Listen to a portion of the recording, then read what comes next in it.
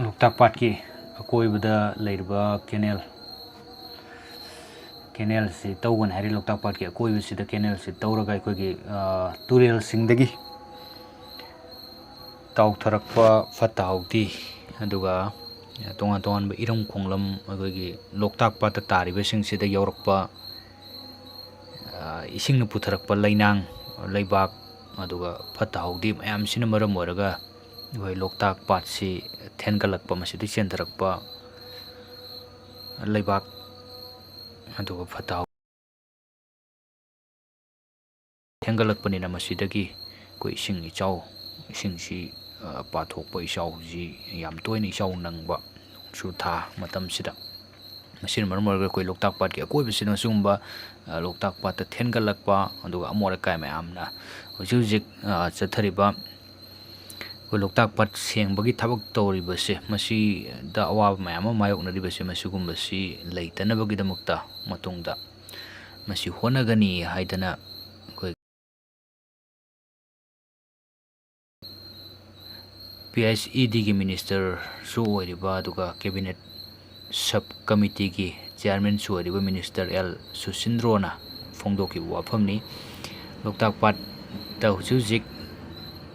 ꯁꯦꯡꯕꯒꯤ ꯊꯕꯛ ꯂꯣꯛꯇꯥꯛ development authority LDAꯅ ꯌꯥꯝꯅ ꯀꯟꯅ ꯆꯠꯊꯔꯤꯕꯁꯤꯗ ꯃꯁꯤ ꯁꯦꯡꯕꯒꯤ ꯊꯕꯛꯁꯦ ꯃꯁꯤ ꯂꯣꯛꯇꯥꯛ ꯄꯥꯠꯀꯤ ꯑꯃꯣꯠ ꯑꯀꯥꯏꯁꯤꯡꯁꯦ ꯁꯦꯡꯕꯒꯤ ꯊꯕꯛ ꯆꯠꯊꯔꯤꯕꯁꯤꯗ ꯃꯁꯤꯒꯤ ꯌꯦꯡꯁꯤꯟ ꯈꯣꯡꯆꯠ ꯑꯣꯏꯅ ꯃꯁꯤꯗ ꯐꯣꯡꯗꯣꯛꯈꯤꯕ ꯋꯥꯐꯝꯅꯤ꯫ ꯃꯁꯤ ꯀꯦꯅꯦꯜꯁꯤ ꯈꯣꯡꯂꯝꯁꯤ ꯇꯧꯔꯕ ꯃꯇꯨꯡꯗ ꯏꯔꯝ ꯈꯣꯡꯂꯝ ꯃꯌꯥꯝ ꯑꯃ ꯂꯣꯛꯇꯥꯛ ꯄꯥꯠꯇ ꯇꯥꯔꯛꯏꯕꯁꯦ ꯂꯣꯛꯇꯥꯛꯇ ꯗꯥꯏꯔꯦꯛ ꯇꯥꯍꯟꯗꯕꯤꯗ ꯑꯩꯈꯣꯏꯒꯤ ꯂꯣꯛꯇꯥꯛꯀꯤ ꯑꯀꯣꯏꯕꯗ ꯂꯩꯔꯤꯕꯁꯤꯗ ꯍꯥꯟꯅ ꯃꯁꯤꯗ ꯇꯥꯔꯒ ꯐꯠꯇ ꯍꯥꯎꯊꯤꯁꯤꯡꯁꯤ ꯆꯨꯝꯊꯣꯛꯍꯟꯕꯒꯤ ꯃꯑꯣꯡꯗꯨꯅꯤ ꯇꯧꯒꯗꯧꯔꯤꯕꯁꯦ꯫ ꯃꯁꯤ ꯀꯗꯥꯏ ꯐꯥꯎꯕ ꯏꯐꯦꯛꯇꯤꯞ ꯑꯣꯏꯒꯅꯤ, ꯑꯩꯈꯣꯏ ꯃꯤꯌꯥꯝꯁꯤꯅ ꯏꯜꯂꯔꯣꯏ ꯇꯧꯔꯔꯣꯏ ꯇꯥꯔꯔꯣꯏ ꯍꯥꯏꯗꯅ ꯇꯥꯗ꯭ꯔꯒꯗꯤ ꯃꯗꯨꯁꯨ ꯑꯃꯨꯛ ꯎꯄꯥꯏ ꯂꯩꯔꯣꯏꯗꯧꯔꯤꯕꯅꯤ꯫ ꯑꯗꯨꯅ ꯃꯤꯌꯥꯝꯒꯤꯁꯨ ꯌꯥꯝ ꯆꯥꯎꯕ ꯃꯇꯦꯡ ꯑꯃꯗꯤ ꯑꯗꯨꯝ ꯆꯪꯉꯤ꯫ ꯌꯥꯔꯤꯃꯈꯩ ꯑꯩꯈꯣꯏ ꯑꯗꯨꯝ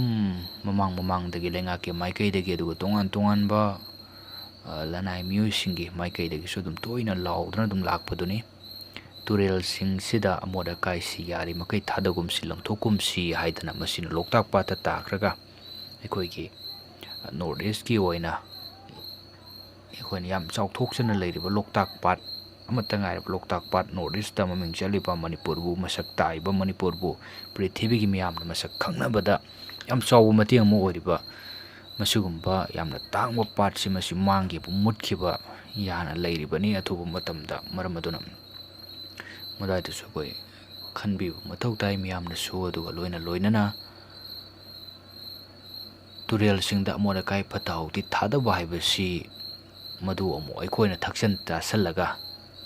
ꯃꯗꯨ ꯑꯃꯨꯛ ꯑꯩꯈꯣꯏ ꯏꯁꯥꯗ ꯑꯃꯣꯠ ꯑꯀꯥꯏꯁꯤꯡꯗꯨ ꯆꯥꯁꯟꯕ ꯊꯛꯆꯟꯕꯒ ꯆꯞ ꯃꯥꯟꯅꯒꯗꯧꯔꯤꯕꯅꯤ꯫ ꯃꯔꯝꯗꯤ ꯑꯩꯈꯣꯏꯅ ꯐꯅ ꯌꯥꯝꯅ ꯏꯁꯤꯡ ꯂꯩꯔꯒ ꯊꯛꯏ ꯍꯥꯏꯕ ꯇꯥꯔꯒꯁꯨ, ꯇꯣꯇꯤ ꯏꯁꯤꯡ ꯊꯛꯏ ꯍꯥꯏꯕ ꯇꯥꯔꯒꯁꯨ, ꯏꯁꯤꯡꯁꯤꯡꯁꯤꯗꯤ ꯇꯨꯔꯦꯜꯗꯒꯤ ꯆꯤꯡꯈꯠꯂꯒ ꯂꯣꯏꯅꯃꯛ ꯇꯧꯕ ꯑꯣꯏꯕꯅꯤꯅ ꯑꯩꯈꯣꯏ ꯁ꯭ꯋꯥꯏꯗꯗꯤ ꯋꯥꯇꯔ ꯁꯄ꯭ꯂꯥꯏꯗꯒꯤ ꯏꯁꯤꯡ ꯂꯧꯔꯒꯁꯨ ꯏꯁꯤꯡꯗꯨꯗꯤ ꯇꯨꯔꯦꯜꯗꯒꯤ ꯆꯤꯡꯈꯠꯄꯅꯤ꯫ ꯑꯗꯨꯒ ꯃꯗꯨꯗ ꯑꯩꯈꯣꯏ ꯇꯣꯉꯥꯟ ꯇꯣꯉꯥꯟꯕ ꯇ꯭ꯔꯤꯠꯃꯦꯟ ꯈꯔ ꯑꯗꯨꯝ ꯇꯧꯔꯒ ꯊꯛꯅꯕ ꯃꯑꯣꯡꯁꯨ ꯁꯦꯝꯃꯛꯄꯅꯤ꯫ ꯑꯗꯨꯅ ꯑꯩꯈꯣই ꯐꯠꯇ ꯍꯥꯎꯊꯤꯁꯤ ꯊꯥꯗꯔꯒꯗꯤ ꯑꯩꯈꯣꯏ ꯏꯁꯥꯗ ꯑꯗꯨꯝ ꯑꯃꯥꯡꯕꯁꯤ ꯑꯣꯏꯒꯗꯧꯔꯤꯕꯅꯤ꯫ ꯃꯁꯤꯃꯇꯪ ꯑꯩꯈꯣꯏ ꯈꯨꯗꯤꯡꯃꯛ ꯅꯤꯡꯁꯤꯡꯃꯤꯟꯅꯁꯤ ꯍꯥꯏꯗꯅ ꯃꯌꯥꯝꯗ ꯅꯣꯜꯂꯨꯛꯆꯔꯤ,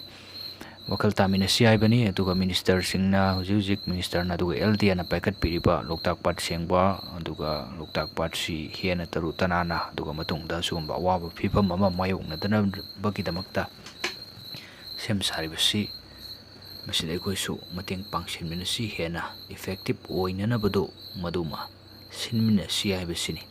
ꯃꯌꯥꯝꯗ ꯊꯝꯖꯅꯤꯡꯉꯤꯕꯁꯦ꯫ ꯃꯌꯥꯝꯅꯁꯨ ꯍꯦꯟꯅ ꯈꯪꯕꯤꯔꯕ ꯋꯥꯐꯝꯅꯤ ꯃꯁꯤꯗꯤ ꯑꯩꯈꯣꯏꯅ ꯍꯥꯏꯖꯗ꯭ꯔꯒꯁꯨ ꯅꯤꯡꯁꯤꯡꯖꯗ꯭ꯔꯒꯁꯨ ꯍꯦꯟꯅ ꯈꯪꯕꯤꯔꯤꯕꯅꯤ꯫ ꯑꯗꯨꯃꯛꯄꯨ ꯍꯦꯟꯅ ꯃꯁꯤ ꯂꯩꯉꯥꯛꯅ ꯍꯧꯖꯤꯛ ꯌꯥꯝ ꯀꯟꯅ ꯆꯠꯊꯔꯤꯕ ꯄꯥꯏꯈꯠꯄꯤꯔꯤꯕ LDAꯒ ꯈꯨꯠꯁꯝꯅꯔꯒ ꯍꯧꯖꯤꯛ ꯇꯧꯔꯤꯕꯁꯤ ꯃꯁꯤꯗ ꯑꯩꯈꯣꯏꯀꯟꯅ ꯑꯩꯈꯣꯏꯁꯨ ꯈꯤꯇꯪ ꯃꯇꯦꯡ ꯄꯥꯡꯁꯤꯟꯃꯤꯟꯅꯒ ꯍꯣꯠꯅꯃꯤꯟꯅꯁꯤ ꯍꯥꯏꯕꯁꯤꯅꯤ ꯃꯌꯥꯝꯗ ꯊꯝꯖꯅꯤꯡꯉꯤꯁꯦ꯫ ꯃꯁꯤꯃꯇꯪ ꯃꯌꯥꯝꯗ ꯅꯤꯡꯁꯤꯡꯖꯔꯤ ꯑꯗꯨꯒ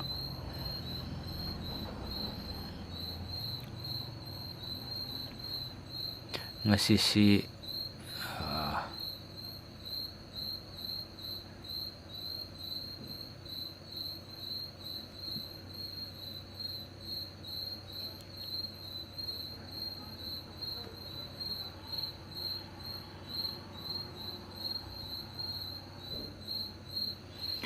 ꯁ꯭ꯇꯥꯔ ꯑꯃ ꯑꯩꯈꯣꯏ ꯇꯨꯔꯦꯜꯗ ꯇꯥꯈꯤꯕꯒꯤ ꯄꯥꯎ ꯑꯃꯈꯛꯁꯨ ꯂꯩ. ꯀꯩꯔꯥꯎ ꯀꯦꯟꯗ꯭ꯔ ꯀꯩꯔꯥꯎ ꯑꯦꯁꯦꯝꯕ꯭ꯂꯤ ꯀꯟꯁꯇꯤꯇ꯭ꯌꯨꯟꯁꯤꯒꯤ ꯃꯅꯨꯡ ꯆꯟꯅ ꯂꯩꯕ ꯑꯔꯥꯞꯇꯤ ꯃꯌꯥꯏ ꯂꯩꯀꯥꯏꯗ ꯑꯩꯈꯣꯏ ꯁꯁꯄꯦꯟꯁꯟ ꯕ꯭ꯔꯤꯖ, ꯃꯌꯥꯝꯅ ꯑꯩꯈꯣꯏ ꯂꯤꯇꯥꯜ ꯊꯣꯡ ꯍꯥꯏꯔꯒ ꯈꯪꯅꯔꯤꯕ ꯎꯄꯥꯛꯅ ꯊꯥꯔꯒ ꯑꯩꯈꯣই ꯌꯣꯠꯇ ꯎꯄꯥꯛꯅ ꯊꯥꯔꯒ ꯁꯤꯖꯤꯟꯅꯔꯤꯕ ꯑꯍꯥꯏꯕꯤ ꯊꯣꯡꯁꯤ, ꯃꯁꯤꯒꯤ ꯃꯊꯛꯁꯤꯗ ꯊꯣꯡꯁꯤ ꯆꯦꯞꯊꯔꯒ ꯇꯦꯛꯊꯔꯛꯑꯒ ꯃꯁꯤꯗꯒꯤ ꯁ꯭ꯇꯥꯔꯁꯤ ꯇꯨꯔꯦꯜꯁꯤꯗ ꯇꯥꯁꯟꯈꯤꯗꯅ ꯁ꯭ꯇꯥꯔꯁꯤ ꯊꯤꯕꯒꯤ ꯊꯕꯛ ꯊꯧꯔꯝꯁꯤ ꯌꯥꯝ ꯀꯟꯅ ꯆꯠꯊꯔꯤ ꯍꯥꯏꯕꯒꯤ ꯄꯥꯎ ꯂꯩ. ꯑꯗꯨꯕꯨ ꯍꯧꯖꯤꯛꯀꯤ ꯑꯣꯏꯅꯗꯤ ꯆꯞ ꯆꯥꯕ ꯃꯁꯤ ꯁ꯭ꯇꯥꯔꯁꯤ ꯐꯪꯉꯕ꯭ꯔꯥ ꯐꯪꯗ꯭ꯔꯤꯕ꯭ꯔꯥ ꯍꯥꯏꯕꯁꯤ ꯈꯪꯕ ꯉꯝꯗ꯭ꯔꯤ. ꯑꯗꯨꯒ ꯁ꯭ꯇꯥꯔꯗꯨ ꯇꯣꯡꯉꯛꯄ ꯃꯄꯥ ꯃꯆꯥꯁꯤꯃ ꯑꯩꯈꯣই ꯔꯦꯁꯀ꯭ꯌꯨ ꯇꯧꯔꯦ ꯍꯥꯏꯔꯤ. ꯏꯁꯤꯡ ꯃꯅꯨꯡꯗꯒꯤ ꯂꯤꯊꯣꯔꯛꯇꯨꯅ ꯃꯗꯨ ꯑꯗꯨ ꯀꯜꯍꯧꯔꯦ, ꯑꯁꯣꯏ ꯑꯉꯥꯝ ꯌꯥꯎꯗꯅ ꯃꯗꯨꯃꯗꯤ ꯍꯤꯡꯍꯧꯔꯦ ꯍꯥꯏꯕꯒꯤ ꯋꯥꯐꯝ ꯂꯩ. ꯑꯗꯨꯕꯨ ꯃꯈꯥ ꯇꯥꯕ ꯒꯥꯔꯤꯁꯤꯒꯤ ꯀꯔꯤ ꯐꯪꯉꯕ꯭ꯔꯥ ꯐꯪꯗ꯭ꯔꯤꯕ꯭ꯔꯥ ꯍꯥꯏꯕꯗꯨꯃ ꯑꯩꯈꯣই ꯉꯥꯏꯃꯤꯟꯅꯕ ꯇꯥꯔꯤ. ꯒꯥꯔꯤꯁꯤ ꯊꯤꯕꯒꯤ ꯊꯕꯛ ꯊꯧꯔꯝꯗꯤ ꯉꯁꯥꯏ ꯐꯥꯎꯕꯗꯤ ꯌꯥꯝ ꯀꯟꯅ ꯆꯠꯊꯩ ꯍꯥꯏꯕꯒꯤ ꯄꯥꯎꯁꯨ ꯑꯗꯨꯝ ꯄꯤꯕꯤꯔꯛꯄ ꯂꯩ. ꯃꯁꯤꯃ ꯈꯤꯇꯪ ꯑꯩꯈꯣꯏꯁꯤ ꯂꯩꯉꯥꯛꯀꯤ ꯃꯥꯏꯀꯩ ꯃꯔꯤ ꯂꯩꯅꯕꯁꯤꯡꯒꯤ ꯃꯥꯏꯀꯩꯗꯒꯤ ꯁꯤꯒꯨꯝꯕ ꯊꯣꯡꯁꯤꯡꯁꯤ ꯃꯁꯤꯃꯁꯨ ꯑꯩꯈꯣꯏ ꯈꯤꯇꯪ ꯆꯦꯛꯁꯤꯟꯅ ꯁꯦꯝꯕꯒꯤ ꯇꯉꯥꯏ ꯐꯗꯕ ꯂꯩꯌꯦꯅ ꯍꯥꯏꯖꯅꯤꯡꯉꯤ. ꯑꯗꯨꯒ ꯇꯣꯉꯥꯟ ꯇꯣꯉꯥꯟꯕ ꯑꯩꯈꯣꯏꯒꯤ ꯀꯟꯇ꯭ꯔꯦꯛꯇꯔꯁꯤꯡꯅꯁꯨ ꯃꯁꯤ ꯑꯩꯈꯣꯏ ꯊꯣꯡꯁꯤ ꯊꯤꯀꯥꯕꯨ ꯂꯧꯔꯁꯨ ꯑꯃꯕꯨ ꯂꯧꯔꯁꯨ ꯈꯤꯇꯪ ꯆꯦꯛꯁꯤꯟꯅ, ꯊꯣꯡ ꯍꯥꯏꯕꯁꯤꯗꯗꯤ ꯃꯁꯤꯗꯒꯤ ꯇꯥꯔ ꯃꯇꯨꯡꯗ ꯑꯩꯈꯣꯏ ꯏꯁꯤꯡꯗꯅꯤꯗꯣ, ꯂꯩꯀꯪꯗ ꯇꯥꯒꯗꯧ ꯅꯠꯇꯕꯅꯤꯅ ꯏꯁꯤꯡꯗ ꯑꯣꯏꯕꯅꯤꯅ, ꯏꯁꯤꯡ ꯍꯥꯏꯕꯁꯤꯗꯤ ꯃꯗꯨꯗꯒꯤ ꯑꯩꯈꯣꯏ ꯒꯥꯔꯤꯁꯤ ꯊꯣꯡ ꯍꯥꯡꯗꯣꯛꯐꯝ ꯈꯪꯗꯗꯅ ꯉꯥꯎꯗꯅ ꯂꯨꯞꯁꯟꯈꯤꯗꯅ ꯑꯗꯨꯝ ꯁꯤꯕ ꯃꯌꯥꯝ ꯑꯃꯁꯨ ꯑꯗꯨꯝ ꯌꯥꯎꯈ꯭ꯔꯤꯕꯅꯤ. ꯑꯗꯨꯒ ꯍꯦꯟꯅ ꯈꯨꯗꯣꯡꯊꯤꯅꯤꯡꯉꯥꯏꯁꯨ ꯑꯗꯨꯝ ꯑꯣꯏꯔꯤꯕꯅꯤꯅ ꯊꯣꯡ ꯁꯥꯕꯁꯤꯗꯗꯤ ꯑꯩꯈꯣই ꯑꯆꯥꯟ ꯃꯤꯔꯥꯏ ꯅꯥꯏꯔꯒ ꯃꯁꯤꯗꯗꯤ ꯑꯩꯈꯣꯏ ꯀꯝꯄ꯭ꯔꯣꯃꯥꯏꯁ ꯇꯧꯕꯁꯤꯃꯗꯤ ꯃꯁꯤꯃ ꯇꯧꯍꯟꯅꯤꯡꯗꯦ. ꯅꯪꯅ ꯁꯥꯕ ꯊꯣꯡꯅꯤꯅ ꯌꯥꯔꯦ ꯌꯥꯔꯦ ꯑꯗꯨꯅꯤ ꯑꯗꯥꯅꯤ ꯍꯥꯏꯗꯅ ꯁꯛ ꯃꯥꯏ ꯌꯦꯡꯅꯕꯒꯤ ꯊꯣꯏꯗꯣꯛꯄ ꯃꯊꯧ ꯇꯥꯗꯦꯅ ꯈꯜꯂꯤ. ꯃꯁꯤꯗ ꯂꯣꯏꯅꯃꯛ ꯑꯩꯈꯣই ꯃꯤꯑꯣꯏ ꯈꯨꯗꯤꯡꯃꯛ ꯂꯣꯏ ꯂꯥꯟꯒꯗꯧꯔꯤꯕ ꯉꯥꯛꯇꯅꯤ. ꯊꯣꯡꯁꯤꯗ ꯑꯗꯨꯝ ꯃꯤꯑꯣꯏ ꯈꯨꯗꯤꯡꯃꯛꯁꯦ ꯑꯗꯨꯝ ꯂꯥꯟꯒꯗꯧꯔꯤꯕꯅꯤ. ꯑꯆꯧ ꯑꯁꯥꯡ ꯃꯆꯥ ꯃꯁꯨ ꯍꯥꯏꯕ ꯂꯩꯇꯦ, ꯂꯣꯏ ꯂꯥꯟꯒꯗꯧꯔꯤꯕꯅꯤ. ꯑꯗꯨꯅ ꯅꯣꯡꯃ ꯇꯥꯟꯖꯥ ꯆꯥꯗꯕ ꯅꯨꯃꯤꯠ ꯑꯃꯗ ꯍꯦꯛ ꯇꯠꯂꯒ ꯑꯗꯨꯝ ꯇꯥꯕ ꯌꯥꯔꯤꯕꯅꯤ. ꯃꯔꯝ ꯑꯗꯨꯅ ꯃꯤꯑꯣꯏꯕꯒꯤ ꯄꯨꯟꯁꯤꯁꯤꯗꯤ ꯋꯥꯟ ꯇꯥꯏꯝ ꯑꯣꯐꯔ ꯑꯣꯏꯅ ꯂꯥꯛꯄꯅꯤꯗꯣ. ꯃꯔꯝ ꯑꯗꯨꯅ ꯃꯁꯤ ꯁ꯭ꯋꯥꯏꯁꯤꯁꯨ ꯈꯤꯇꯪ ꯑꯩꯈꯣꯏ ꯃꯌꯥꯝꯁꯤ ꯁꯥꯐꯅꯕꯒꯤꯗꯃꯛꯇ ꯂꯩꯉꯥꯛꯀꯤ ꯃꯥꯏꯀꯩꯗꯒꯤ ꯃꯔꯤ ꯂꯩꯅꯕꯁꯤꯡ ꯃꯥꯏꯀꯩꯗꯒꯤ ꯊꯣꯡ, ꯏꯁꯤꯡꯒꯤ ꯏꯃꯥꯏꯗ ꯁꯥꯔꯤꯕ ꯊꯣꯡꯁꯤꯡꯁꯤ ꯃꯁꯤ ꯁꯥꯕ ꯃꯇꯝꯗ ꯈꯤꯇꯪ ꯆꯦꯛꯁꯤꯜꯍꯟꯅꯤꯡꯉꯤ ꯍꯥꯏꯖꯅꯤꯡꯉꯤ. ꯃꯌꯥꯝꯅꯁꯨ ꯑꯗꯨꯝ ꯇꯥꯕꯤꯈ꯭ꯔꯕꯗꯨꯅꯤ. ꯅꯨꯃꯤꯠ ꯈꯔꯅꯤꯒꯤ ꯃꯃꯥꯡꯗ ꯑꯩꯈꯣꯏ ꯏꯔꯣꯡꯗ ꯁꯥꯕ ꯌꯣꯠꯀꯤ ꯊꯣꯡ ꯑꯃꯈꯛꯇ ꯏꯀꯨꯏ ꯀꯨꯏꯗꯅ ꯁꯥꯕ ꯀꯨꯏꯗ꯭ꯔꯤꯕ ꯊꯣꯡꯅꯤ ꯃꯗꯨꯁꯨ, ꯃꯗꯨ ꯑꯗꯨꯝ ꯏꯀꯨꯏ ꯀꯨꯏꯗꯅ ꯃꯗꯨ ꯇꯦꯛꯊꯔꯒ ꯒꯥꯔꯤ ꯑꯃ ꯇꯥꯁꯟꯗꯅ ꯃꯤꯑꯣꯏ ꯂꯩꯈꯤꯗꯕꯒꯤ ꯄꯥꯎ ꯑꯗꯨꯝ ꯃꯌꯥꯝ ꯇꯥꯟꯅꯈꯤꯕꯗꯨꯅꯤ. ꯍꯧꯖꯤꯛꯁꯤ ꯍꯥꯏꯔꯤꯕ ꯊꯣꯡꯗꯨ ꯍꯦꯚꯤ ꯚꯦꯍꯤꯀꯜ ꯂꯥꯜꯍꯟꯗꯅ ꯍꯧꯖꯤꯛꯁꯨ ꯂꯩꯔꯤ. ꯊꯣꯡꯗꯨꯗꯤ ꯁꯦꯝꯖꯤꯜꯂꯦ, ꯇꯧꯕꯇꯕꯨ ꯊꯣꯡꯁꯤ ꯈꯤꯇꯪ ꯃꯇꯤꯛ ꯆꯥꯗꯕ ꯑꯩꯈꯣꯏ ꯂꯩꯕ ꯃꯥꯜꯂꯤ, ꯑꯁꯣꯏ ꯑꯉꯥꯝ ꯈꯤꯇꯪ ꯂꯩꯕ ꯃꯥꯜꯂꯦ. ꯑꯗꯨꯅ ꯍꯧꯖꯤꯛꯁꯤ ꯑꯩꯈꯣꯏꯒꯤ ꯂꯥꯏꯠ ꯑꯣꯏꯕ ꯚꯦꯍꯤꯀꯜ ꯃꯆꯥ ꯃꯁꯨ ꯈꯔ ꯑꯗꯨꯝ ꯂꯥꯜꯂꯒ ꯆꯠꯍꯜꯂꯦ ꯏꯔꯣꯡꯒꯤ ꯊꯣꯡꯁꯤ ꯍꯧꯖꯤꯛ. ꯃꯃꯥꯡꯗ ꯅꯨꯃꯤꯠ ꯈꯔꯅꯤꯒꯤ ꯃꯃꯥꯡꯗ ꯑꯩꯈꯣꯏ ꯃꯌꯥꯝꯅ ꯇꯦꯛꯑꯒ ꯁꯣꯁꯤꯌꯦꯜ ꯃꯦꯗꯤꯌꯥꯗ ꯑꯗꯨꯝ ꯇꯣꯉꯥꯟ ꯇꯣꯉꯥꯟꯕ ꯄꯥꯎ ꯃꯌꯥꯝ ꯑꯃꯗ ꯑꯗꯨꯝ ꯃꯌꯥꯝꯅ ꯎꯈꯤꯕ ꯇꯥꯈꯤꯕ ꯊꯣꯡ ꯇꯠꯈꯤꯕꯗꯣ, ꯃꯗꯨꯒꯤ ꯊꯣꯡꯁꯤ ꯍꯧꯖꯤꯛ ꯒꯥꯔꯤ ꯃꯆꯥ ꯃꯁꯨ ꯂꯥꯏꯠ ꯑꯣꯏꯕ ꯈꯔ ꯑꯗꯨꯝ ꯂꯥꯜꯍꯜꯂꯤ. ꯑꯗꯨꯒ ꯍꯦꯚꯤ ꯑꯣꯏꯕꯗꯤ ꯍꯧꯖꯤꯛ ꯐꯥꯎꯕ ꯂꯥꯜꯍꯟꯗꯅ ꯂꯩꯔꯤ. ꯃꯁꯤꯅꯤ ꯀꯔꯤ ꯁꯣꯏꯔꯤꯕꯅꯣ ꯀꯔꯤ ꯇꯧꯔꯤꯕꯅꯣ ꯍꯥꯏꯕꯗꯨꯃꯗꯤ ꯈꯪꯖꯗ꯭ꯔꯦ. ꯊꯣꯡꯁꯤ ꯈꯤꯇꯪ ꯃꯇꯤꯛ ꯆꯥꯗꯕ ꯃꯥꯜꯂꯤ. ꯑꯗꯣ ꯑꯁꯣꯏ ꯑꯉꯥꯝ ꯌꯥꯎꯔꯤꯕ꯭ꯔꯥ ꯁꯥꯔꯤꯕꯁꯤꯡꯒꯤ ꯃꯥꯏꯀꯩꯗꯒꯤ, ꯀꯟꯇ꯭ꯔꯦꯛꯇꯔꯒꯤ ꯃꯥꯏꯀꯩꯗꯒꯤ ꯀꯔꯤ ꯀꯝꯗꯧꯕꯅꯣ, ꯃꯁꯤ ꯑꯃꯨꯛꯇꯪ ꯃꯤꯌꯥꯝꯗ ꯅꯥꯈꯩ ꯁꯦꯡꯕ ꯑꯗꯨꯒ ꯃꯇꯨꯡ ꯃꯅꯥꯎ ꯑꯁꯣꯏ ꯑꯉꯥꯝꯁꯤ ꯂꯩꯇꯅꯕꯒꯤꯗꯃꯛꯇ ꯂꯩꯉꯥꯛꯀꯤ ꯃꯥꯏꯀꯩꯗꯒꯤꯁꯨ ꯄꯤꯕ ꯌꯥꯕ ꯏꯟꯁꯇ꯭ꯔꯛꯁꯟꯁꯤꯡ ꯄꯤꯕꯤꯕ, ꯁꯣꯏꯔꯝꯃꯒꯅ ꯃꯈꯣꯏꯒꯤ ꯐꯪꯐꯝ ꯊꯣꯛꯄ ꯐꯪꯕ ꯌꯥꯕ ꯆꯩꯔꯥꯛ ꯑꯗꯨ ꯀꯝꯄ꯭ꯔꯣꯃꯥꯏꯁ ꯇꯧꯕꯤꯗꯕꯤꯗ, ꯁꯤꯅꯤ ꯃꯥꯅꯤ ꯁꯛ ꯃꯥꯏ ꯌꯦꯡꯅꯗꯕꯤꯗ ꯃꯗꯨꯃ ꯌꯦꯡꯍꯟꯅꯤꯡꯕꯒꯤ ꯑꯄꯥꯝꯕꯗꯨꯃ ꯂꯩꯖꯩ. ngasi koi thong dagi soi ngam thok tana gari si ising da tasalise ado laibuk phaba dagi hai tare ado thawai bawbodi hinghore gari duma soi ngam amang ata thoksaraga su miyoi bagi punsi ma yam chauna kalorisi masi laibuk pai adubu matung da su masugumba si thooi haninga leite aduna lenga ki mai kai dagi kitang matung da koi thong saba matamda khara yengsin ningba aduga hujuji kudong sadadana leiriba thong singse masi masu ai kadai da kari kudong sadrige aduga miyam na su ai thong sim matik sadre masi mari lenaba singna tabiu sembiu haidana tongan ba platform singda pukhalakpa hairak puma tamda masi masu mari leinaba lenga ki maikai dagi yamna thuna swai sima di kitang thuna thabak lokatpa lambi aduga thong haibasidi yam maruni masigumba lambi thong sidani ekoina anaba pukalasu thabak ama athu ha chalasu loina satkadori base aduna lambi sida loina hospital yogudori bani adu tongan thabak thoram mayam ama thong silla laga lambi da la akanda yogudori bani na si lambi ga thong ga sit parikai koi miyoi bagi punsi da yam chauna mateng oigadori bani athu ha thabak loina nangna gadori bani sigadaru mi kan bangam gadori bani lambi thong sinabu pharagadi yamna thuna sathok sin tawba minute ama ani chonthaki bada minute ama ning angkhalamagadi hingba yaba miyoi badu minute ama ni chonthaki bada kan bangam dabagi phibam so dum mayok na ba yari bani miyam gi waba kudong chadu mayam si khangbiraga lenga ke maikai dagi sumasi maswai sida suyam kitang yengsalani bagi apamba dum lei yana thamjage aduga miyam na so dum mot dum phongdok piro comment da dum haibiro aduga hujik sima hujik si dum mayam na khangnare hujik si manipur da tangdu leita da bagi phibam maitai maroina maitai amadi kuki militant sing ani ki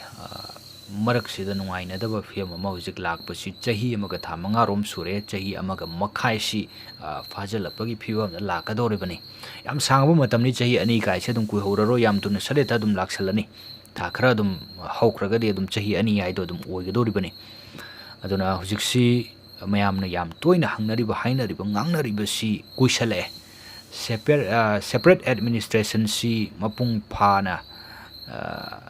pibagi phibam du oirabra haibagi wafam si lai api de lenga ki mai kedi hujuk phawagi tabu hujuk phawu chaliba thong si di separate administration si pirabra phangalaba jala kana haibagi wafam sudum lei maramdi koi manipur lengang na manipur gi lenga ki sasan si masi thabak tori base lenga ki sasan tori base maming tagi oina to chamana bagi mo khaklakpa manipur gi ching amasung tam ani makta lengak sasan gi mau si chap chana phanghan bangam dabagi phibum khak lei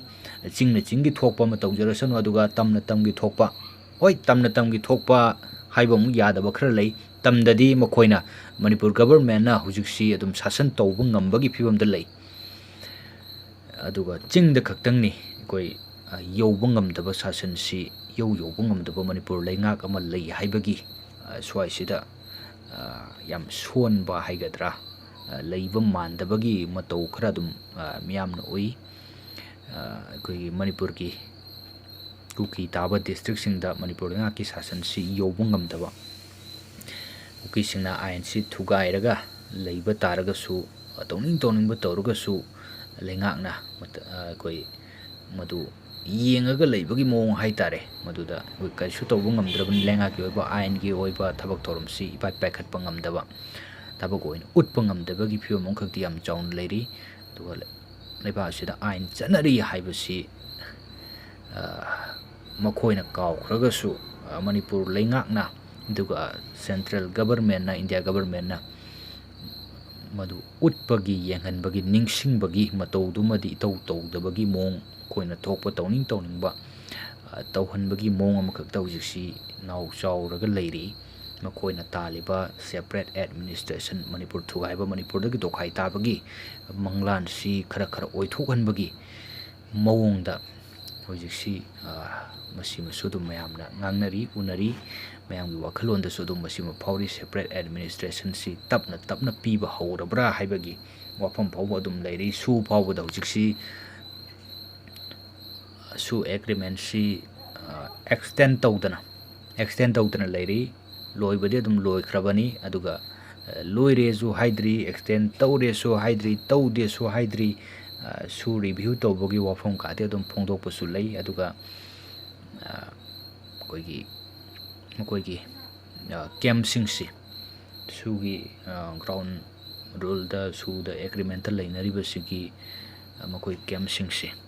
ꯃꯁꯤ ꯇꯝꯄꯥꯛꯀ ꯅꯛꯅꯕ ꯚꯦꯂꯤꯒ ꯅꯛꯅꯕ ꯑꯦꯔꯤꯌꯥꯁꯤꯡ ꯃꯩꯇꯩꯒ ꯅꯛꯅꯕ ꯑꯦꯔꯤꯌꯥꯁꯤꯡꯗꯒꯤ ꯂꯥꯞꯊꯣꯛꯄ ꯍꯣꯡꯗꯣꯛꯍꯟꯕꯒꯤ ꯋꯥꯐꯝ ꯈꯔꯗꯤ ꯑꯗꯨꯝ ꯐꯣꯡꯗꯣꯛꯏ ꯀꯗꯥꯏ ꯐꯥꯎꯕ ꯃꯁꯤ ꯆꯠꯅꯒꯗꯧꯔꯤꯕꯅꯣꯀꯗꯥꯏ ꯐꯥꯎꯕ ꯏꯐꯦꯛꯇꯤꯞ ꯑꯣꯏꯒꯗꯧꯔꯤꯕꯅꯣ ꯊꯕꯛꯇꯨ ꯑꯣꯟꯊꯣꯛꯀꯗꯧꯔꯤꯕꯅꯣ ꯍꯥꯏꯕꯗꯨꯃꯗꯤ ꯑꯩꯈꯣꯏ ꯌꯦꯡꯕ ꯇꯥꯔꯤ ꯁꯨꯒꯤ ꯃꯇꯥꯡꯁꯤꯃꯁꯨ ꯈꯤꯇꯪ ꯑꯗꯨꯝ ꯆꯌꯦꯠꯅꯕ ꯑꯗꯨꯝ ꯃꯌꯥꯝꯅ ꯃꯁꯤꯃꯁꯨ ꯑꯗꯨꯝ ꯂꯩꯔꯤ ꯁꯨꯁꯤꯃ ꯍꯧꯖꯤꯛꯁꯤ ꯃꯐꯝ ꯃꯔꯥꯡ ꯏꯈꯪ ꯈꯪꯗꯕ ꯑꯦꯛꯁꯇꯦꯟꯁꯤ ꯇꯧꯔꯤꯕ꯭ꯔꯥ ꯇꯧꯗ꯭ꯔꯤꯕ꯭ꯔꯥ ꯃꯅꯨꯡꯗ ꯇꯧꯔꯤꯕ ꯖꯥꯠꯂꯥ ꯃꯄꯥꯟꯗꯗꯤ ꯏꯍꯩ ꯍꯥꯏꯗꯕ ꯇꯧꯋꯦꯁꯨ ꯍꯥꯏꯗꯦ ꯇꯧꯗꯦꯁꯨ ꯍꯥꯏꯗꯦ ꯁ꯭ꯋꯥꯏꯁꯤꯃ ꯑꯗꯨꯝ ꯈꯤꯇꯪ ꯆꯌꯦꯠꯅꯔꯒ ꯑꯗꯨꯝ ꯃꯌꯥꯝꯁꯤꯅ ꯑꯗꯨꯝ ꯂꯩꯔꯤ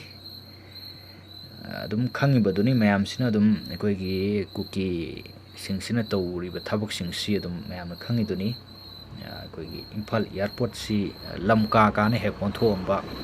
ꯑꯗꯣ ꯇꯣꯉꯥꯟ ꯇꯣꯉꯥꯟꯕ ꯃꯐꯝꯁꯤꯡꯗ ꯑꯗꯨꯝ ꯍꯧꯖꯤꯛꯁꯤ ꯑꯩꯈꯣꯏ ꯆꯨꯔꯆꯥꯟꯄꯨꯔ ꯅꯠꯇꯕ ꯑꯦꯔꯤꯌꯥꯁꯤꯡꯗꯁꯨ ꯆꯨꯔꯆꯥꯟꯄꯨꯔ ꯀꯥꯅ ꯃꯥꯒꯤ ꯗꯣꯀꯨꯃꯦꯟꯁꯤꯡꯗ ꯑꯗꯨꯝ ꯏꯁꯤꯜꯂꯛꯄ ꯁꯤꯒꯨꯝꯕ ꯃꯌꯥꯝ ꯑꯃ ꯇꯧꯕ ꯑꯗꯨꯒ ꯃꯈꯣꯏꯒꯤ ꯇꯣꯉꯥꯟꯕ ꯃꯪꯂꯥꯟ ꯑꯃꯒꯤ ꯋꯥꯈꯜꯂꯣꯟꯁꯤ ꯆꯨꯔꯆꯥꯟꯄꯨꯔꯗ ꯑꯩꯈꯣꯏ ꯏꯌꯥꯔꯄꯣꯔꯠ ꯊꯝꯅꯅꯕꯒꯤ ꯋꯥꯈꯜ ꯐꯥꯎꯕ ꯑꯗꯨꯝ ꯇꯧꯔꯝꯃꯤꯗꯨꯅꯤ ꯑꯥꯗ ꯋꯥꯔꯤ ꯁꯥꯗꯅ ꯈꯣꯠꯇꯅ ꯏꯌꯥꯔꯄꯣꯔꯠ ꯑꯃ ꯊꯝꯕꯤꯅꯕꯒꯤ ꯃꯪꯂꯥꯟ ꯐꯥꯎꯕ ꯋꯥꯔꯤ ꯐꯥꯎꯕ ꯃꯣꯏ ꯍꯧꯗꯣꯛꯇꯨꯅ ꯇꯧꯔꯝꯃꯤꯗꯨꯅꯤ ꯑꯗꯨ ꯃꯁꯤꯅ ꯀꯗꯥꯏ ꯐꯥꯎꯕ ꯑꯣꯏꯊꯣꯔꯛꯇꯕ ꯍꯥꯏꯕꯗꯨꯅ ꯃꯗꯨꯅ ꯃꯇꯝꯅ ꯄꯨꯖꯔꯛꯁꯅꯨ ꯑꯗꯨꯕꯨ ꯋꯥꯈꯜꯂꯣꯟꯗꯤ ꯃꯅꯤꯄꯨꯔꯗꯒꯤ ꯇꯣꯉꯥꯟ ꯇꯥꯕ ꯆꯞ ꯆꯥꯅ ꯇꯣꯉꯥꯟ ꯇꯥꯕꯒꯤ ꯋꯥꯈꯜꯂꯣꯟ ꯑꯃꯈꯛꯇ ꯃꯈꯣꯏꯒꯤ ꯑꯣꯏꯕ ꯆꯨꯔꯆꯥꯟꯄꯨꯔꯗ ꯏꯌꯥꯔꯄꯣꯔꯠ ꯊꯝꯅꯅꯕꯒꯤ ꯋꯥꯔꯤ ꯐꯥꯎꯕ ꯑꯗ ꯍꯧꯗꯣꯛꯇꯅ ꯇꯧꯔꯝꯃꯤꯗꯨꯅꯤ ꯁꯤꯒꯨꯝꯕ ꯃꯌꯥꯝ ꯑꯃ ꯑꯩꯈꯣꯏ ꯃꯅꯤꯄꯨꯔ ꯊꯨꯒꯥꯏꯅꯕ ꯃꯅꯤꯄꯨꯔꯗꯒꯤ ꯊꯣꯛꯀ ꯊꯥꯛꯀ ꯇꯧꯕꯒꯤ ꯊꯕꯛꯁꯤꯃ ꯃꯈꯣꯏꯅ ꯌꯥꯝ ꯀꯟꯅ ꯁꯦꯄꯔꯦꯠ ꯑꯦꯗꯃꯤꯅꯤꯁꯇ꯭ꯔꯦꯁꯟ ꯇꯥꯜꯂꯤꯕꯁꯤ ꯃꯄꯨꯡ ꯐꯥꯍꯟꯕꯒꯨꯝ ꯃꯤꯌꯥꯝꯅꯁꯨ ꯎꯅꯔꯛꯄ ꯍꯥꯏꯇꯥꯔꯦ ꯃꯈꯣꯏꯅ ꯇꯧꯅꯤꯡꯕ ꯁꯨꯝ ꯇꯧꯔꯛꯄ ꯁ꯭ꯀꯨꯜ ꯈꯔꯁꯨ ꯑꯩꯈꯣꯏ ꯃꯅꯤꯄꯨꯔꯒꯤ ꯃꯈꯥꯗ ꯂꯩꯔꯝꯕ ꯁ꯭ꯀꯨꯜ ꯈꯔꯁꯨ ꯀꯣꯁꯤꯌꯝꯒꯤ ꯃꯈꯥꯗ ꯂꯩꯔꯝꯕ ꯑꯩꯈꯣꯏ CBSEꯗ ꯑꯦꯐꯤꯂꯦꯠ ꯇꯧꯔꯝꯕꯒꯤ ꯋꯥꯐꯝ ꯑꯗꯨꯝ ꯂꯩꯔꯤꯗꯨꯅꯤ ꯑꯗꯨꯕꯨ ꯀꯣꯟꯅꯊꯪꯗꯗꯤ ꯃꯗꯨ ꯑꯔꯥꯟꯕ ꯃꯑꯣꯡ ꯃꯅꯤꯄꯨꯔ ꯂꯩꯉꯥꯛꯀꯤ ꯃꯥꯏꯀꯩꯗꯒꯤ ꯑꯌꯥꯕ ꯑꯝꯇ ꯌꯥꯎꯔꯝꯗꯕ ꯁꯣꯏ ꯁꯥꯔꯝꯕꯗꯒꯤ ꯃꯗꯨ ꯑꯗꯨꯝ ꯁꯁꯄꯦꯟ ꯇꯧꯈꯤꯕ ꯂꯩꯔꯦ ꯑꯗꯨꯒ ꯑꯦꯐꯤꯂꯦꯁꯟꯁꯨ ꯀꯛꯈꯤꯕꯒꯤ ꯋꯥꯐꯝ ꯑꯗꯨ ꯃꯌꯥꯝꯅ ꯂꯣꯏ ꯈꯪꯅꯔꯕ ꯋꯥꯐꯝꯅꯤ ꯃꯁꯤꯗꯤ ꯀꯨꯀꯤ ꯇꯥꯔꯤꯕ ꯗꯤꯁꯇ꯭ꯔꯤꯛꯁꯤꯡꯗ ꯍꯧꯖꯤꯛꯁꯦ ꯑꯗꯨꯝ ꯑꯩꯈꯣꯏ ꯃꯤꯆꯝ ꯌꯥꯝꯗꯤ ꯆꯪꯕꯗꯤ ꯂꯥꯏꯔꯗꯅ ꯃꯅꯤꯄꯨꯔꯒꯤ ꯂꯨꯆꯤꯡꯕꯤꯔꯤꯕ ꯂꯩꯉꯥꯛꯁꯤꯕꯨ ꯂꯨꯆꯤꯡꯕꯤꯔꯤꯕ ꯆꯤꯞ ꯃꯤꯅꯤꯁꯇꯔꯗꯒꯤ ꯍꯧꯔꯒ MLA ꯃꯤꯅꯤꯁꯇꯔ ꯑꯗꯨꯒ ꯇꯣꯉꯥꯟ ꯇꯣꯉꯥꯟꯕ ꯂꯩꯉꯥꯛꯀꯤ ꯀꯔꯃꯆꯥꯔꯤ ꯑꯃꯠꯇ ꯌꯧꯕ ꯉꯝꯗꯦ ꯑꯗꯨꯒ ꯍꯧꯖꯤꯛꯁꯤ ꯑꯃꯠꯇ ꯃꯈꯣꯏꯅꯁꯨ ꯏꯝꯐꯥꯜꯗ ꯌꯧꯔꯛꯄ ꯉꯝꯗꯦ ꯑꯗꯨꯒ ꯑꯩꯈꯣꯏꯒꯤ ꯇꯣꯉꯥꯟ ꯇꯣꯉꯥꯟꯕ ꯗꯤꯁꯇ꯭ꯔꯤꯛꯁꯤꯡ ꯃꯔꯨꯑꯣꯏꯅ ꯆꯨꯔꯆꯥꯟꯄꯨꯔ ꯀꯥꯡꯄꯣꯛꯄꯤ ꯃꯣꯔꯦ ꯑꯇꯩ ꯀꯨꯀꯤ ꯇꯥꯕ ꯑꯦꯔꯤꯌꯥꯁꯤꯡꯁꯤꯗ ꯊꯕꯛ ꯇꯧꯔꯒ ꯂꯩꯔꯝꯕ ꯂꯩꯉꯥꯛꯀꯤ ꯒꯕꯔꯟꯃꯦꯟꯠꯀꯤ ꯑꯦꯝꯄ꯭ꯂꯣꯌꯤ ꯃꯌꯥꯝ ꯑꯃ ꯄꯨꯂꯤꯁ ꯗꯤꯄꯥꯔꯠꯃꯦꯟꯇꯕꯨ ꯑꯣꯏꯁꯅꯨ ꯑꯃꯕꯨ ꯑꯣꯏꯁꯅꯨ ꯁꯤꯒꯨꯝꯕ ꯃꯌꯥꯝꯁꯤ ꯑꯩꯈꯣꯏ ꯃꯤꯇꯩ ꯃꯌꯥꯝ ꯑꯃ ꯇꯣꯉꯥꯟ ꯇꯣꯉꯥꯟꯕ ꯗꯤꯁꯇ꯭ꯔꯤꯛꯁꯤꯡꯗ ꯆꯤꯡꯒꯤ ꯃꯐꯝꯁꯤꯡꯗ ꯂꯩꯔꯝꯕꯗꯨ ꯍꯧꯖꯤꯛ ꯂꯩꯕ ꯉꯝꯗꯗꯅ ꯃꯣꯏ ꯊꯣꯛꯄ ꯃꯣꯏ ꯈꯥꯏꯗꯣꯛꯅꯔꯤꯁꯤꯅꯤ ꯂꯩꯉꯥꯛꯀꯤ ꯊꯕꯛ ꯇꯧꯕ ꯐꯥꯎꯕꯗ ꯀꯨꯀꯤ ꯇꯥꯕ ꯃꯐꯝꯗꯅ ꯀꯨꯀꯤꯒꯤ ꯒꯕꯔꯟꯃꯦꯟꯠ ꯑꯦꯝꯄ꯭ꯂꯣꯌꯤꯁꯤꯡ ꯊꯝꯕ ꯑꯗꯨꯒ ꯑꯩꯈꯣꯏꯒꯤ ꯚꯦꯂꯤꯒꯤ ꯃꯐꯝꯁꯤꯡꯗ ꯇꯝꯄꯥꯛꯀꯤ ꯃꯐꯝꯁꯤꯡꯗ ꯏꯝꯐꯥꯜ ꯑꯦꯔꯤꯌꯥꯗ ꯑꯩꯈꯣꯏꯒꯤ ꯃꯤꯇꯩꯅ ꯅꯝꯅ ꯇꯥꯕ ꯃꯐꯝꯁꯤꯡꯁꯤꯗꯅ ꯃꯤꯇꯩꯒꯤ ꯂꯩꯉꯥꯛꯀꯤ ꯀꯔꯃꯆꯥꯔꯤꯁꯤꯡ ꯊꯝꯗꯅ ꯍꯣꯠꯅꯔꯤꯁꯤꯅꯤ ꯃꯁꯤꯅꯤ ꯍꯧꯖꯤꯛ ꯇꯧꯔꯤꯕ ꯃꯑꯣꯡꯁꯦ ꯃꯁꯤ ꯌꯥꯝ ꯀꯨꯏꯁꯜꯂꯛꯑꯦ ꯃꯁꯤ ꯆꯍꯤ ꯑꯃꯒ ꯊꯥ 5 ꯁꯨꯖꯜꯂꯛꯂꯦ ꯆꯍꯤ ꯑꯃꯒ ꯃꯈꯥꯏ ꯍꯥꯏꯕꯗꯨ ꯍꯥꯏꯔꯛꯀꯗꯧꯔꯕꯅꯤ ꯃꯁꯤꯗꯒꯤꯗꯤ ꯑꯗꯨꯝ ꯏꯀꯨꯏ ꯀꯨꯏꯗꯅ ꯆꯍꯤ 2 ꯍꯥꯏꯕꯗꯨ ꯑꯗꯨꯝ ꯍꯥꯏꯔꯛꯀꯗꯧꯔꯤꯕꯅꯤ ꯆꯍꯤ 1 2 3 4 5 ꯀꯌా ꯐꯥꯎꯕ ꯃꯁꯤꯒꯤ ꯐꯤꯕꯝꯁꯤꯗ ꯃꯁꯤꯡꯁꯤ ꯁꯨꯝ ꯊꯤꯒꯗꯧꯔꯤꯕꯅꯣ ꯍꯥꯏꯕꯁꯤꯃꯗꯤ ꯍꯧꯖꯤꯛ ꯐꯥꯎꯕ ꯃꯁꯤ ꯈꯪꯗ꯭ꯔꯤ ꯔꯤꯂꯤꯐ ꯀꯦꯝꯞꯗ ꯆꯪꯖꯐꯝ ꯂꯧꯗꯨꯅ ꯑꯗꯨꯝ ꯑꯋꯥ ꯑꯅꯥ ꯈꯥꯡꯗꯨꯅ ꯍꯧꯖꯤꯛꯁꯤ ꯂꯣꯏ ꯂꯩꯅꯔꯤꯕꯅꯤ ꯑꯩꯈꯣꯏ ꯃꯣꯔꯦꯗꯒꯤ ꯆꯨꯔꯆꯥꯟꯄꯨꯔꯗꯒꯤ ꯀꯥꯡꯄꯣꯛꯄꯤꯗꯒꯤ ꯇꯣꯉꯥꯟ ꯇꯣꯉꯥꯟꯕ ꯃꯐꯝꯁꯤꯡꯗꯒꯤ ꯑꯩꯈꯣꯏ ꯂꯥꯟꯖꯦꯟꯅꯗꯅ ꯑꯗꯨꯝ ꯇꯧꯗꯨꯅ ꯂꯥꯛꯇꯨꯅ ꯂꯩꯔꯤꯕꯁꯤꯅꯤ ꯃꯁꯤ ꯃꯌꯨꯝ ꯃꯀꯩ ꯃꯩ ꯊꯥꯗꯣꯛꯇꯅ ꯃꯁꯤ ꯀꯗꯥꯏ ꯍꯧꯖꯤꯛ ꯑꯃꯨꯛ ꯍꯟꯅ ꯀꯔꯝ ꯀꯥꯟꯗ ꯍꯟꯖꯤꯟꯕ ꯉꯝꯒꯗꯒꯦ ꯀ ꯍꯥꯏꯕ ꯋꯥꯐꯝꯗꯨꯗꯒꯤ ꯊꯩꯗꯣꯔꯛꯑꯀꯥꯟꯗ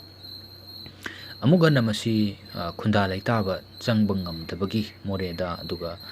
ꯆꯨꯔꯆꯥꯟꯄꯨꯔꯗ ꯀꯔꯤꯗ ꯑꯩꯈꯣꯏ ꯂꯥꯟꯖꯦꯡꯅꯔꯛꯄ ꯃꯌꯥꯝ ꯑꯃ ꯑꯃꯨꯛ ꯆꯪꯕ ꯉꯝꯃꯣꯏꯗ꯭ꯔꯥ ꯍꯥꯏꯕꯒꯤ ꯋꯥꯍꯪꯁꯤ ꯃꯌꯥꯝꯁꯨ ꯑꯗꯨꯝ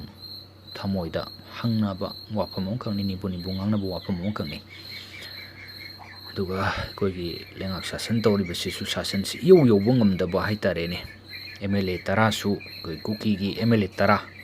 तसेंबगीदी अखोई मणिपुर लेंगाकीनी लोइनमकी MLA नि अदुबु हंदकी मतांगसिदा खरा खाइदोरकपनी मखोइना कुकी खक्तगी ओइबो वाखलोन चेलकपसिदनी कुकी MLA आइदना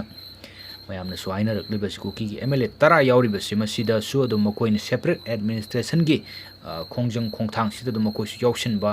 गी मोंगम खग अदुम लैबा दुगा मखोइसु याउसले मणिपुर लेंगाकसे थुगाइनबा मणिपुर लेंगाकी याइफनबगी नमुक होनरिबा लैरिबा लेंगाक शासन तौरिबा मखोइना फावो मणिपुर गवर्नमेंट सिट थुगाइनबा दुगा मणिपुर सि मचे तानबो मणिपुर की तुखाइ तानबो होनरे हारगसु मणिपुर गवर्नमेंट नत्रगा इंडिया गवर्नमेंट ना सेंट्रल गवर्नमेंट ना हुजि फावो करिमत मखोगी मथक्ता आइन की ओइबा थबक अमता पाइखतपा लैतबा मखोइ पुनिंग थौगतपा मानबगी मोंग हाइतारे एकता पुनिंग थौगतपगी वाफम दि लैरमोइ अदुबो मयामगी वाखलोंददि पुनिंग थौगलबरा मखोगी मखोइना पामिबसिदा अदुम याथोअबरा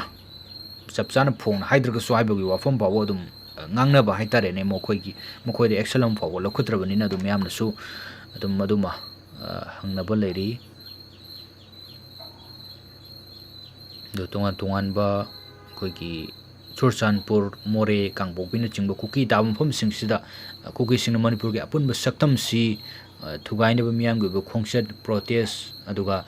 anti Manipur oi ba kholau mayam ama laudana thabak sa thabada Manipur lengang na karigum action ma ta lokhot pangam dana leiri besini aduga yamna ngakli ba amana leiri ba hairi ba mafam tungan ba Churchanpur Kangpokpi aduga More na chingba mafam sing sidam ate ekhoi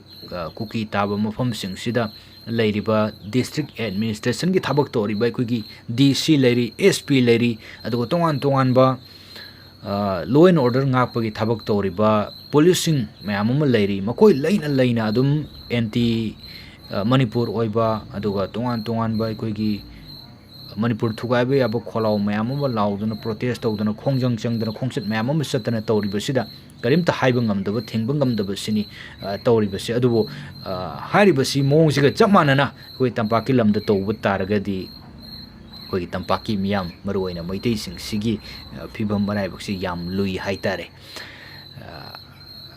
chapchana koi gi Manipur thugaina ba khongset chatpadi lairadana anti Manipur oiba kholau laurba khongjang changjan badi lairadana chumnagi tawpom tokpa niyam na yaba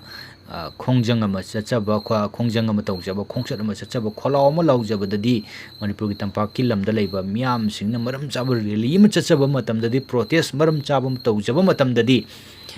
lengak leiri lamdamasi ain chanaba lamdamni haiduna lengaki maikaidagi police thajallaga madu thingba phaba punba tawbugi thabaga dum chathaba dum yam uribaduni handaktasu ekhoi khongchat khara chatpa matamda adum athingba piba aduga police na ekhoi gi reporter da kitang nungai taba thong khara uluba adugi damakta suspend tawkhibagi wafung ka sodum leiriduni aduga thoktok macha mayam ma ekhoi miyam si rally chatpa matamda khongjang changba matamda maram chaba tawbu matamda sodum phaba punba dum yauri ayaba phangdaba rally chatpagi adu chatpagi punmagi ayaba phangdaba su lei aduga phangba taraga su madu dum fajan punsanbagi tawba dum masima su dum yauri duni swaisinda ni kenarise ikoina muk tawningba tawbudadi yadaba tawningba tawba haidana ikoina yamna Manipur bu kaina na bu mong tawbudana te ikoi gidi tampakta leiriba miyam sinadi punsinba duni punsinba haibasini mayamna pami basi adubu swaisidadi lengak leiri haidana lengaki maikaidagi dum thabak lokhot pirei aduga chingi mafam singsidadi lengaki tongan ba maram chaba mi singsi ꯂꯩꯗꯤ ꯂꯩꯔꯤꯕꯅꯤ ꯑꯗꯨꯕꯨ ꯂꯩꯕ ꯇꯥꯔꯒꯁꯨ ꯏꯄꯥꯏ ꯄꯥꯏꯈꯠꯇꯕ ꯑꯗꯨꯒ district administration ꯇꯧꯔꯤꯕ DC SP ꯂꯩꯔꯤꯕꯁꯤꯡꯗꯨ ꯂꯩꯉꯥꯛꯀꯤ ꯃꯥꯏꯀꯩꯗꯒꯤ ꯍꯥꯏꯕꯁꯤ ꯃꯈꯣꯏꯅꯁꯨ ꯑꯗꯨꯝ ꯏꯟꯕ ꯉꯝꯗꯕ꯭ꯔꯥ, इल्लरोई याउन इंद्रिब्रा अदुगा मफमदुदा खुंदा लैतारिबा मरुओइना कुकी मिलिटेंट सिंग कुकी सिंगना नमना लैबनिना मखोई वासी इंदबा ngamdadana मखोइसु दुम इल्लिब्रा यारिब्रा तौरिब्रा हाइबसिनी अदुगा मसी स्वाइसिदा चप मानना चिंगसु तमसु अइखोइ लोइनमकी लैंगाकबनी अइखोइसे लोइनमक लैंगाइबनी हाइदना चप चाना थबक उटपीबसि स्वाइसिदा मथौ तारे कोई तंपाकी लमदा लेरिबा मियामसिंगसु याम कन्ना स्वाइसिदा वारौरे हाबिसिनी मणिपुर लेंगाकसे मरमदी तंपाक्तना मखोइगी पांगल थौनासी हेक उथोकपगुम तौबा अदुगा चिंगी मफमसिंगदना इतौ तौबा ngamdaba गी फियम अमखक लैबा ओइ चीफ मिनिस्टर नबुदी दुम हाइबी इखोइसि होमिन कामिनरकपा मतम सांगना लैमिनराबनिना फोर्स तौबा अदुगा नमथेक नमजा नमथेकनबा मुकनबसि पु चैबा तौबसि कया पामदे यारे मखै वारी सारगा लोइसनबा होनबनी हाइबगी वाफम काते दुम फोंदोकपिबा लै लेंगाकी माइकैदगी फोर्स तौबा याई अदुबु को यारे मखै वारी सारगा लोइसनबा होनबनी हाइरी अदुबु कयाम कोइना मस्वाइसिदा को येंगागा लैगदोइनो हाइबसिनी मसी स्वाइसिदा कोइ मणिपुर के पुनबगी सक्तम सि थुगाइबा यारोय हाइदना लैरिबा लेंगाकी थमोइ सेंगना लैबिरिबा लेंगाकपसिंगना अमुक्तंग मुन्ना खनबिरगा चिंगदसु तमदसु चप मानबा शासनसि तौबिरगा अमुक्तंग कोइसि तंगदु लैताबा हानागी फिबमदुदा अमुक्तंग हंजनबा ngamba फिबमदो अमुक्तंग ओहेनबियो हाइबसिनी MLA मिनिस्टर सिंग चीफ मिनिस्टर सिंग मरुओइना चीफ मिनिस्टर ना एक्शन याम फजना थमोइ सेंग लखुटबिरगा अदुम लखुटबिरगा लाई हानादगी अदु वहुजु पाबगो इन चपचाबा मसिकी इफेक्टिव ति इयोइ ओइदबा हाइतारे मैंगे अवाना मतेंग अदुम पांगदना लाई लाक्तारगसु